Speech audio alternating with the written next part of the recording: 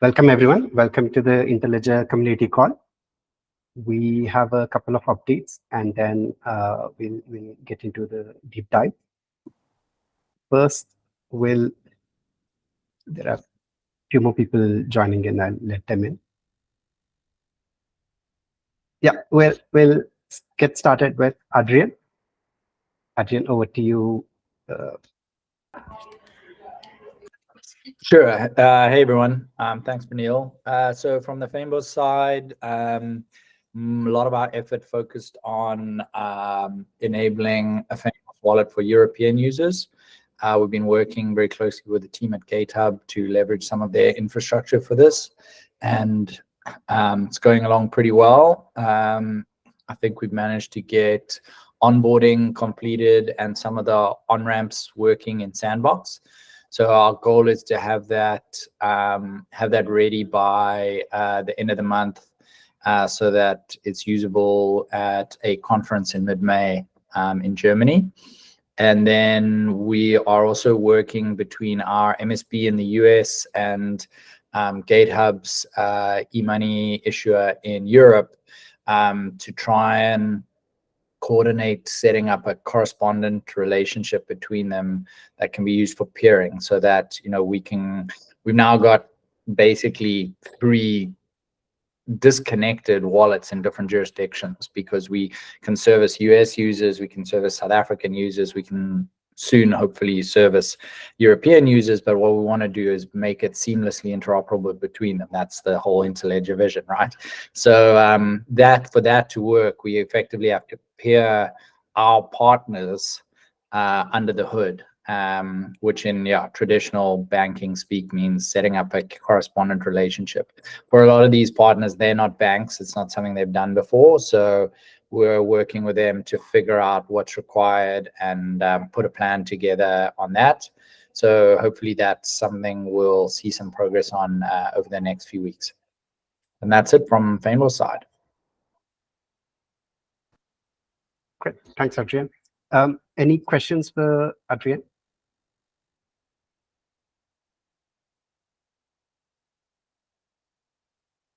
Great.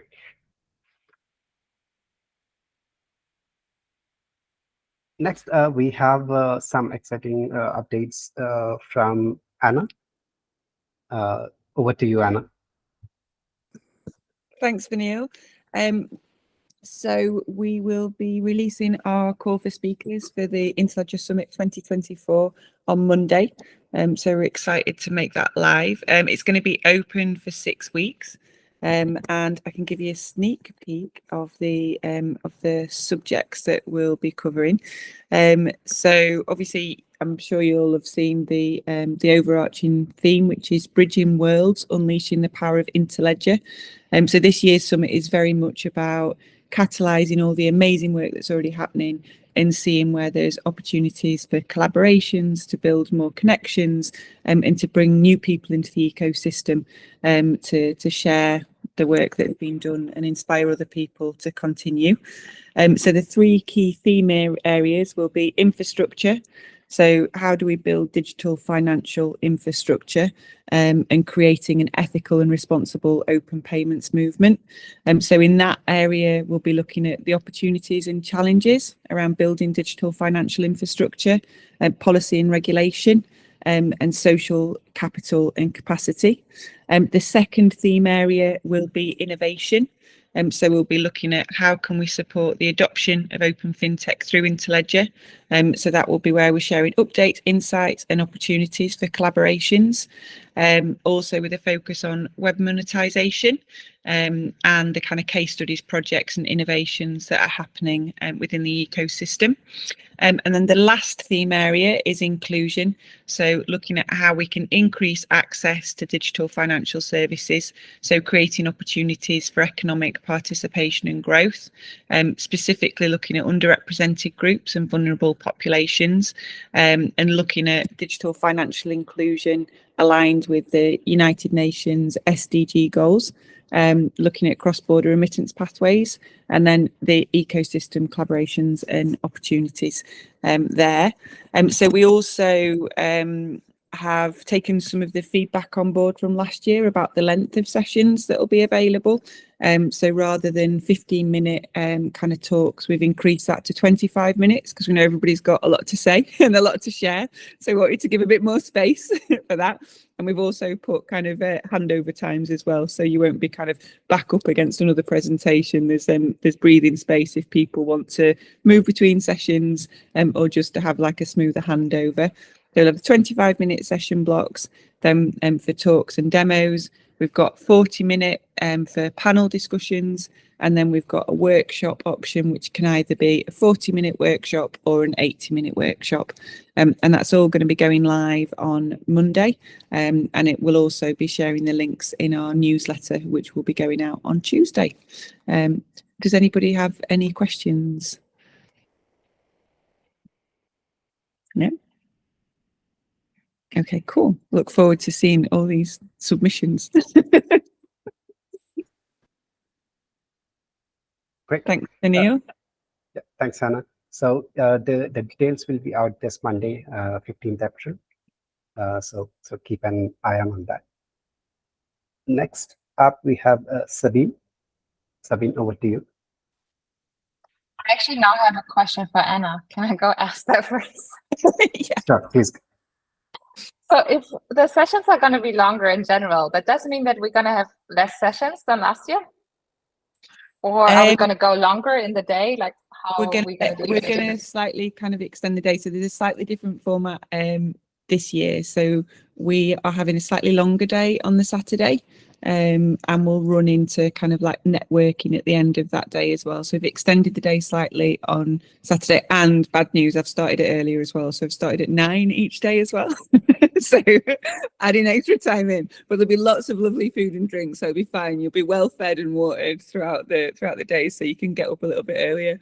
I'm an early bird. That works for me. Fine. You're all right. Yeah. Anybody who's got good. kids who just like, yeah, I'm up at 6 o'clock every day anyway. It's fine. I'll be there. Yeah. So we should have about an equivalent number of kind of sessions running. But the good thing about this year is the venue that we have is a kind of, it's in a dedicated event space.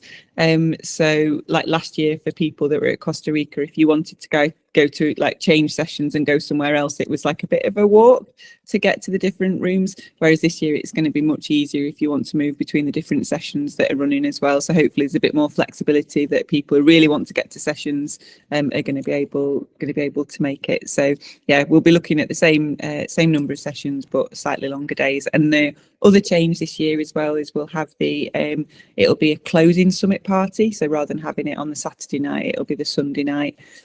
So everyone can let their hair down on the last day when we're all done. Have a good party.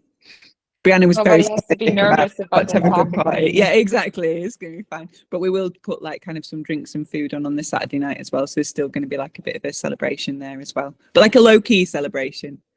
Like, and then the Sunday will be the big party. Sounds good. Thank you so much All for right. answering my question. Okay, and then I'll move on to the Rafiki updates. So I don't remember if I told you last month, but we have now started having written updates on the Interledger Community Forum. So I put a link in the meeting notes. I will make sure to always post them before we have this call, such that you can already go ahead and read that and like figure out if you have questions or not.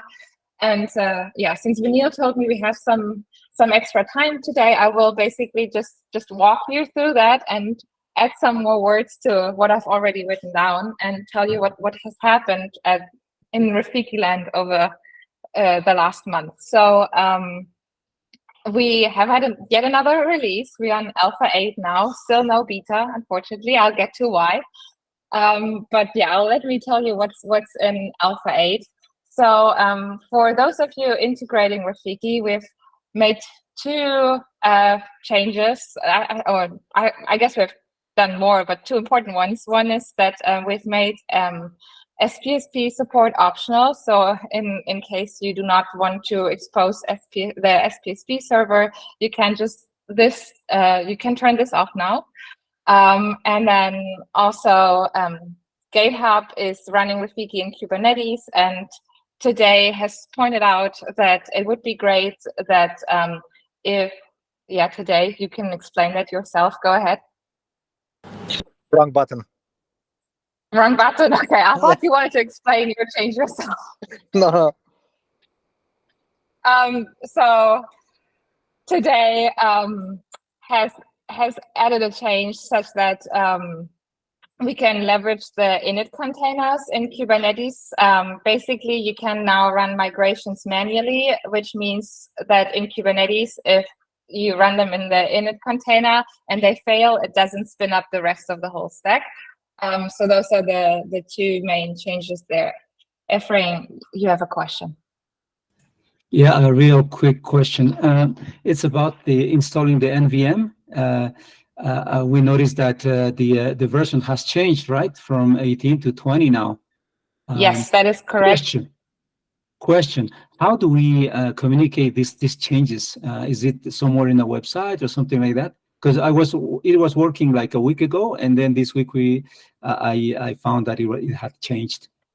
Thank you. So two things on that. So first of all, sorry, we forgot to change that in the README. It has been picked up already, and we have a PR that includes that update.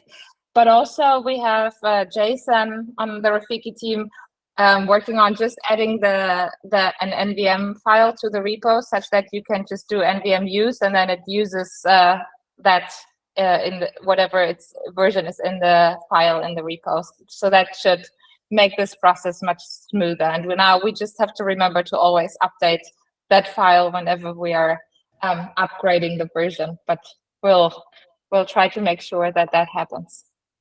Cool. Yeah, I guess that will affect also Taimea. I don't know if she was aware of that.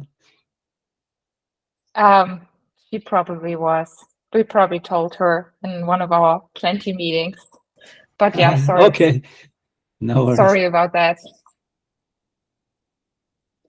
Okay. I will move through the other things that I put into the update. The next two things are more developer experience focused mainly. So we added integration tests. Thanks to Blair, we have those now. They also run in our CI pipeline. Basically, these are kind of like end-to-end tests. So we spin up 2 instances of Rafiki, we peer them, and then we just fire a bunch of requests and see that they all behave the way they're supposed to behave, that the webhooks are fired the way they are supposed to be fired, and that just like payments go through and everything works smoothly. So we have those now, and that should hopefully help us figure out bugs much sooner than we have in the past. And the other one, also thanks to today, we now have a release pipeline that is in place and that we will start using as soon as we are in beta. So we'll then start actually using major minor patch, so semantic versioning for the releases. And yeah, speaking of beta, yeah, today is applauding himself. Thank you, today. Speaking of beta, so when is that coming? It's coming whenever we have all the security fixes in place. So we actually did get a security audit by an external company a bit ago, and they came back with a report, and we've been going through the report, making sure that all of those things are in. We have 2 final PRs open to have all the things implemented that they ask us to do. And then we should be ready for beta. We'll also then get another review by this company to make sure that we are actually good on the security front. So yeah, since these are already pull requests, we very much hope that we'll have the beta release within the next month. So hopefully in a month from now, I'll be here and be like, we have a beta. Okay, so yeah, that's what we want to do next month. Additionally, so things that are on our current sprint and on the roadmap are that we want to make quoting in open payments optional in case it's a fixed send. So that's going to be used for the web monetization use case where it's donations. So the sender doesn't really care what the receiver receives. Right now, open payments is always this 3-step process. So you need to create an incoming payment, then you create a quote, then you create an outgoing payment. But if you don't care about how much the receiver receives, the quote step is like the user doesn't really need to know about that. So we'll bake it into the creation of the outgoing payment. It will still do a quote under the hood. It's just not like this process, this step in between is not required anymore for fixed send payments. And then also we've started working on our logs. We've gotten the feedback from various people that there aren't any logs. Well, there's some logs, but there are really not that many logs. So now we are working on like actually having a bunch of logs in there and making sure that they all follow the same style and will inform everybody, us the developers and you, the integrators, about things going on. From there, we would then want to work on like an incident tracking thing. Sorry, blanking on the word now. So basically, for you to be able to set up like we want to set up like a Prometheus, and then you can integrate with that to make sure that whenever there's something down, you are informed about it. So yeah, this is probably not going to happen within the next month, but that's like the broader vision there. So first we have the logs, and then we want to enable incident tracking in the future.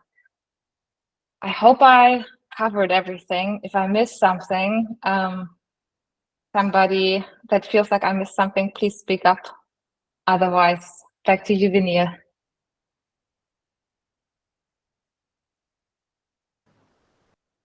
Thanks, Sabine. Any questions for Sabine?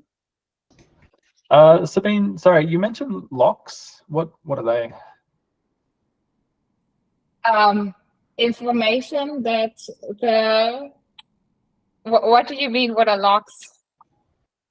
Like what do they do? What do? I've never heard of the term in terms of code before. They spit out information about what's going on in the code base. Sorry. I thought you said lock as in L-O-C-K, not log no, as in L-O-G. Sorry. Yes. I know what a log is, sorry.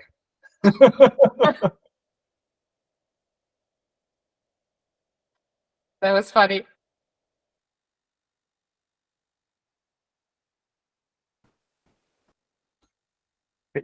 Any other questions for Sabine?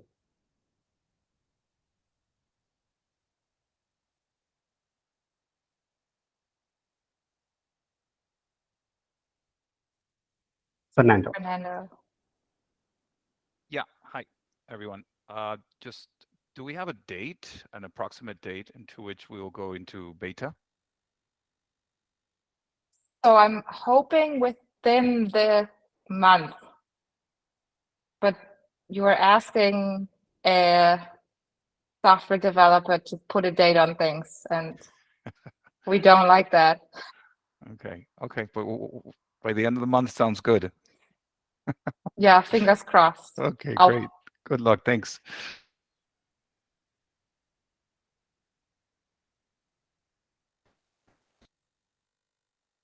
Great. Thanks, Sabine. And if there are any questions, you can always reach out to Sabine on Slack. There is a Rafiki channel on Interledger. So yeah. Next up, we have a deep dive session. We have David from Mifos. Hi, David. Welcome, and over to you. Hi there, thanks. So let me share the right window. A sec. I'm also joined today by James and Zoltan, so we will be sort of going through and doing different parts of this. So what we want to do is just give you an update on where we've got. We put an update on the community sites. You should have seen that already, but we want to make it a bit more real, bring you up to date of what's happened since we put that update on as well, and sort of give you an outlook towards where we're heading over the next 2 months, before our project ends. So what we're investigating is ILP for digital public infrastructure, or DPI. So what we'll do today is we'll go through what we're going to be doing, what is a DPI, just in case you don't know. We'll cover that quite quickly, but there'll be more information in the slides and they'll be in the community notes afterwards. We're going to give an update on where we've got to, and we also want to sort of give you a fresh summary. James is going to lead that on where we've got to with the interviews we've been doing across the communities. And then Sultan's going to pick up on the design work we're now doing to look at how ILP and DPI can be integrated together. So our project end date is the 8th of June. So our final report will be up by the 8th of July. After that, we've kind of got a multi-part project here. So first of all, what we need to do is a bit of preparation, make sure our understanding of Interledger was where it needed to be, and a huge thanks to those in the community that have really helped us. I can see Sabine and Adrian are both on this call, and they've been really good when we've been hounding them and asking questions, so that's absolutely great. Then what we wanted to do is, before we jump straight into sort of like design activities, we really wanted to undertake some interviews, but not just, you know, within the ILP community. We wanted to go out to sort of the DPI and wider payments community, and get a real feel what their perception of ILP was, how they perceived ILP could fit in as well, because we thought that was quite important. Otherwise we could just be sort of another theoretical thing, and what we're really interested in here is how we can get ILP adopted in those communities. And then based on that and some of the ideas we've been refining, we're going into design to sort of try and pick out some high level proof of concepts that could be the next stage afterwards for this project. So in terms of interviewees, we kind of grouped them into 4 different areas. Meant we could tailor the interviews a little bit towards them, but that meant we also ensured we covered all the bases. So firstly, we wanted to go and check payment experts. Some of those did know about ILP, which is good. Some of them didn't, and just wanted to get their grounding of, you know, sort of what would be the impact of trying to introduce ILP into the payments landscape. You know, what resistance might there be, what opportunities might there be, etc. ILP experts wanted to get your views as well. Wanted to understand, you know, what did you know about DPIs? What was your thoughts? What have you done in the past? Where is that leading to? So we sort of refined down the technical bit focus a bit. We've engaged with DPI and DPG experts. So they've got lots of knowledge DPI and DPG, but not necessarily much about ILP, or some knowledge, and wanted to tease out their views. And then we sort of had this amorphous category of stakeholders, mainly because otherwise I would have had 16 categories of different interviewees, which sort of covered adopters, other influential people, and things like that, that we wanted to get an understanding of. You know, it's great, we could design it, we could even build something, but we want it adopted at the end of the day. And what are the barriers out there to adoption, you know, both within what's already out there in the sort of the payments landscape, but what would be the barriers to ILP, so we don't repeat those barriers if we did anything on the next stage. So just to make sure everyone's to the same point, I just really wanted to just touch on what a DPI is at a high level.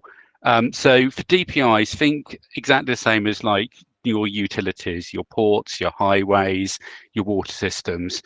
You know, DPI should be the digital enablers at the backbone of socioeconomic development. You know, so if you've got a DPI out there, you'll be able to do lots of bits on top. You'll be able to develop the social and economic bits on top. You're able to engage new communities, etc. There's 3 core things that are recognised as being needed within DPIs, and one of them is payments, which is really good news for us.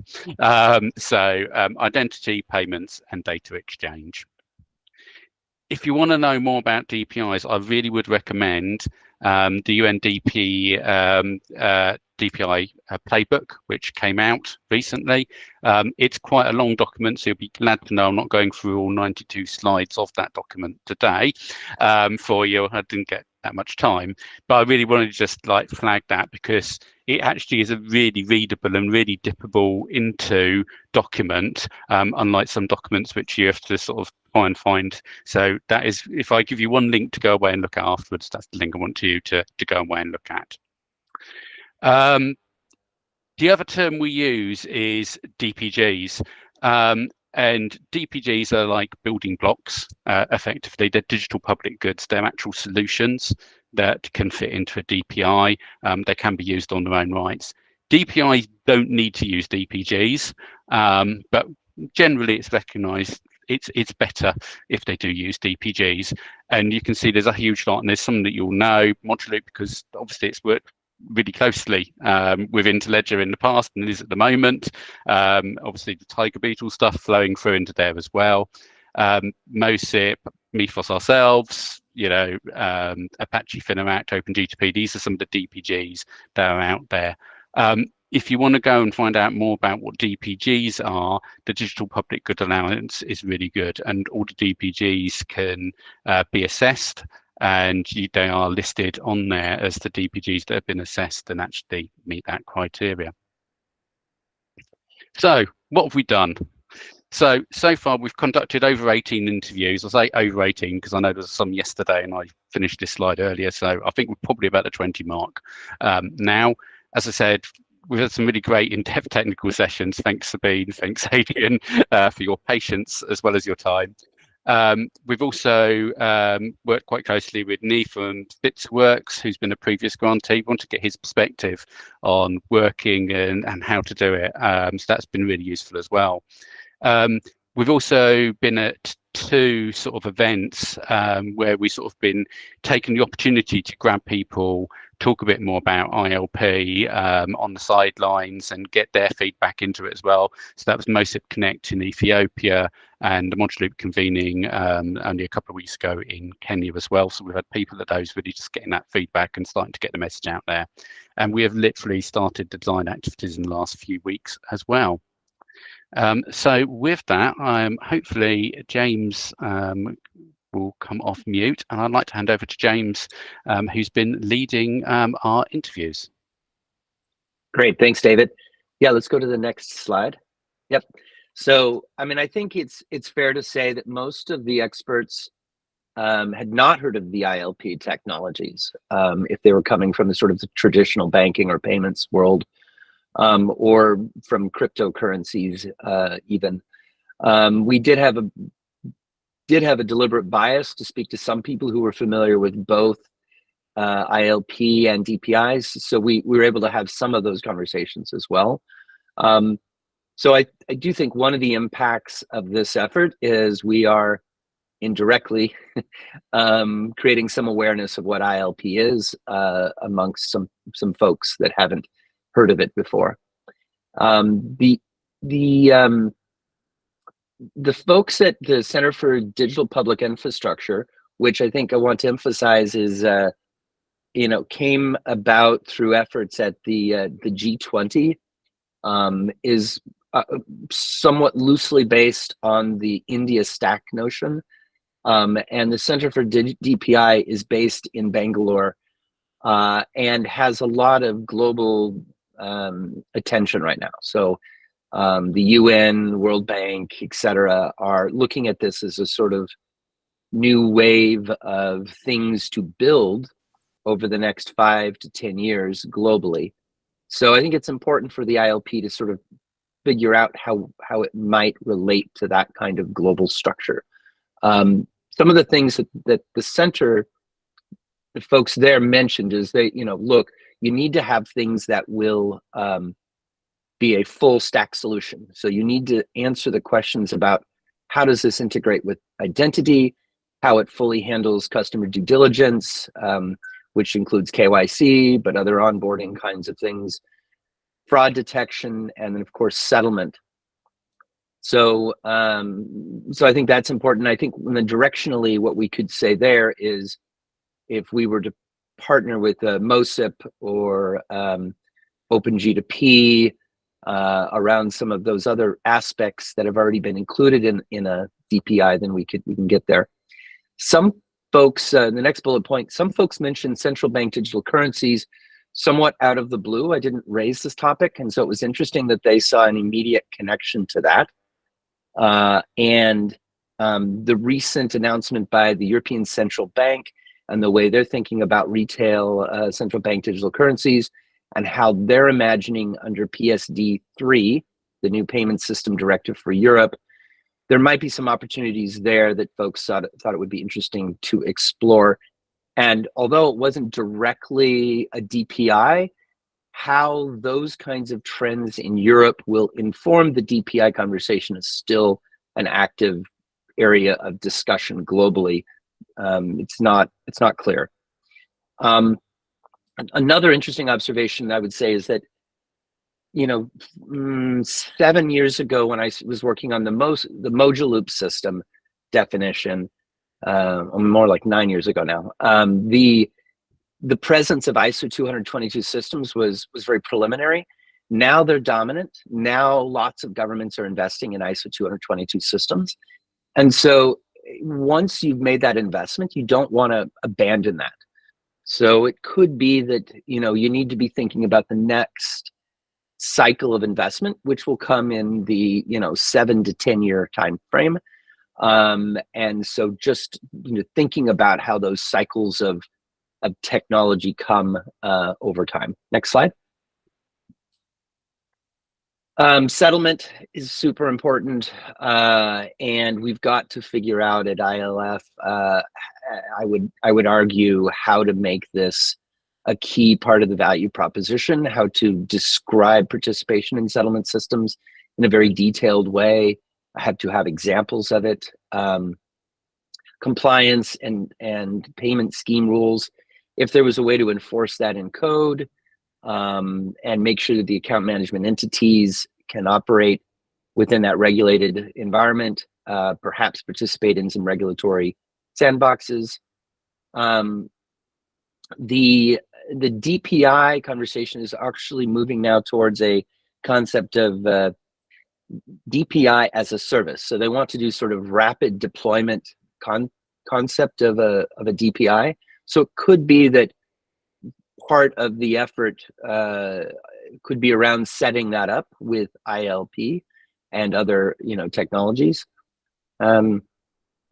There was this point about the protocol is fine, but it sort of is reversing the normal trend lines. And so people were a little bit skeptical that you could move immediately to a protocol. And that was a key part of the discussion that kept coming up. So I wanted to highlight that. The next slide.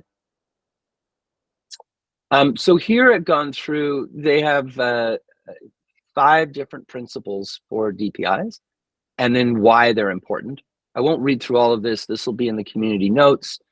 I will just observe that I think the ILP is the protocol itself, but also if you take Rafiki and the open banking concepts and the pointer, if you take all of these technologies together, they are well aligned with these DPI principles, and we will say more about that. The issue, of course, is a chicken and egg issue of if it's not adopted, then it's not a standard, and if it's not a standard, then you're talking about a closed garden approach, and then that is an anti-pattern for the Center for DPI, and so that's sort of the major issue. So having a use case that would be supported within the DPI construct, I think would be super useful for demonstrating how this could work. And of course, that will have to include customer due diligence and settlement. I'll leave the next slide. And so again, DPI as a service is a new thing that's come up recently. They want to create a kind of sandbox. It would need to connect to identity. It would need to have settlement. It would need to enforce the rules around KYC. Those are sort of my beginning to lay down the minimum viable characteristics for this kind of thing. I do think, again, that ILP is well suited to the notion of DPI, but there's definitely some work. Let's go on. So I think, you know, at a high level, the entire ecosystem needs to be demonstrated that it can work. And so I think we're going to be handing this over now to Zoltan to go through a few slides. Yeah, okay. Hello, everyone. So as James mentioned before, one of the challenges that we are facing with this system is that the ILP does things that are great. However, they are not the complete, they do not cover the complete requirements for a financial institution. And in addition to this, the current adoption is not high enough so that everybody else would like to be involved in this. And we would like to help with these issues. Adding the ILP protocol and the Rafiki implementation and everything else to the infrastructure that we are proposing might help. However, for that to be accepted, we need to provide examples that can range from POC implementations to production-ready implementations. In most cases, we can reuse the components that we have been already working with for the last few years, and we can provide some guidelines for governments, for financial institutions on how to introduce this to their ecosystems. In the next few slides, I will show some of the architectural implementations that we are thinking about and what kind of issues we could solve with those. David, the next slide, please. Thank you. This is a very simplified diagram of how one DFSP, digital financial services provider, can look in our view. They can utilize one or more account management systems where they store customer-related data and also customer-related accounting information, account information. One of the possible implementations for this is Apache Fineract. However, I kept the diagrams generalized, so it is not necessary that Apache Fineract is used for this solution. They can have different account management systems. Usually inside the DFSP, we also have something that is called internal payments orchestrator.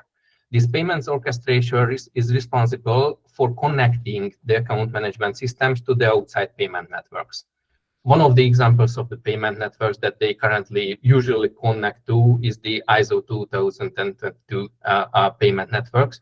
However, usually these are generic components that can connect to any other network, like they can connect to ILP.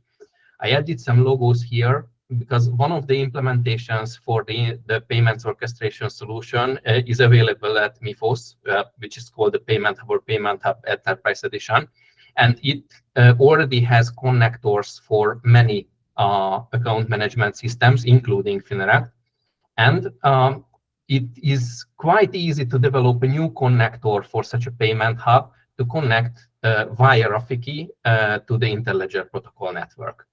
So we are planning to creating these diagrams showing that it could work in theory. And after that, if it can get adaptation, then we will be developing the missing components here, because currently there is no existing connector that can connect the payment hub to Rafiki, as far as I know. There are something in the works in a few places. However, they are not completed yet. Now, how can this help? This specific architecture that we are proposing here usually helps on the FSP. They can make sure that without the burdens of establishing external contracts, they can just introduce the usage of this protocol, and they can just prepare for connecting to the network with this kind of setup. Next slide, please. Okay, so this is a more complicated diagram showing 4 actual DFSPs or entities on the diagram. All of these entities can use the same architecture that I showed in the previous diagram. Actually, 3 of them, which are connecting to the central one, are using exactly the same architecture. And the fourth one, maybe the letters are too small, but amends the system with something that is called clearing and settlement system. Now, the Interledger protocol works in a way where peer-to-peer agreements are required between the participants that are communicating with each other, at least about how the settlements should happen later. Now, usually in the financial industry, there are some kind of centralized entities who connect the otherwise non-connected participants together. So, for example, if the DFSP on the upper left corner wants to communicate with the one in the upper right corner, they do not need a bilateral agreement on how they communicate. They can just go via the central entity. Now, this setup is very familiar to all the DFSPs and banks and whatever else that we are working with. And we would like to propose them this architecture because it is familiar to them. They will easily understand the benefits of it. And they might be able to adopt it without much effort because they already have most of the components that are required to work like this. Now we will work together with the Interledger Foundation on how the settlement part of this can be done or should be done. We already had some discussions with, for example, Sabine here about what's in the pipeline from them and what can we do to help with the adoption for this. Now, the advantages of this reference architecture comes from not requiring too much legal work, not requiring too much contracts. You do not need all the parties to know about each other and have contracts between them. It utilizes actually the lowest number that is a must for the network to be fully connected. We call this in-country implementation with the central entity architecture because we think that most governments or countries or regions could use this kind of setup. And David, the next slide, please. One more architecture that we would like to show here actually utilizes three of the architecture diagrams from the previous slide. These represent 3 countries inside the region, and the countries via their central banks are connected to each other, and they also connect inside the country to the other financial institutions. Now, this architecture enables any of the financial institutions to communicate with any other of the financial institutions via the ILP network. This would be an ideal setup for handling cross-border transactions because the burden of handling the actual foreign exchanges and cross-border transactions and settlements in different currencies and so on do not necessarily need to be handled by all the parties, only the ones in the central ring, the core of this network. Now, these are all practical implementations of the ILP network. And there is no rules against some of the smaller entities to directly connect with each other, amending this network with more edges or more connections between the parties.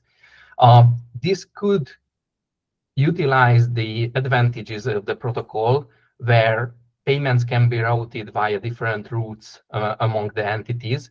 However, it requires more contracts to be established between the parties. And it requires some legal burden, maybe cross-country contracts between 2 different banks and their establishments. It can be quite challenging in my experience. I was working on such setups, and well, they are challenging. Now it eases the burden. Less number of contracts are required.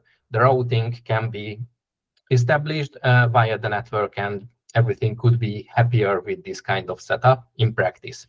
Now, we believe that these kind of architectures that we design for them, and later probably the practical implementations, the POC implementations, and the actual production-ready implementations might help the adoption by a great deal. And that's all from my side, actually. So I think James or David should continue with the presentation. And well, I can say that thank you as well. Okay. Yeah. Thank you, Zoltan. So I don't know if there are additional questions. David, I guess maybe we could take some questions if there's time. Yeah. Sabine? Yeah, it's a question for you, James. You said that during the interviews, people said that we're doing it backwards. So can you elaborate on that? Like, it was something like we have a protocol and we're doing it backwards. Yeah, I mean, because the evolution, I think people have this mental model that you start with a technology stack that's being implemented at a country level. You then establish a kind of standard, and then the standard becomes sort of the way things are done. And then that standard becomes, in a sense, a de facto protocol. So the evolution of technology in the space, if you just think about like the Swift network, right? So the Swift network evolved over time. Eventually, it got to some pretty static architecture. And then they released that standard, which had become a global standard, as the building blocks for the ISO 20022 protocol, which is an ISO standard, which means that it's highly adaptable. So now every country is implementing their own, effectively, their own ISO 20022 protocol, which is problematic from a global standardization effort. So it seems like that path to get to like a standard payments protocol globally is probably not going to happen. But that was what I meant by it, in that, you know, to start with a protocol and then hope that would get adopted is very different than getting adoption and then trying to get to the standard, and then the standard, if you can sort of hold the line on it, becomes the de facto thing, and then that gets into the that gets to become you separate things out, and that gets to become more of a protocol. Yeah, thank you. Any other questions out there? If not, feel free to contact us on the Slack if you think of something afterwards. Email address that will bounce to whoever needs to answer the question. But thank you very much for the opportunity to tell you where we're at and where we're going.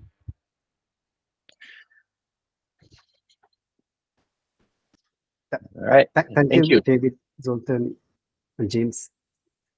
Thank you. So this call is being recorded, so this will be available, and the same will be shared with the community channels.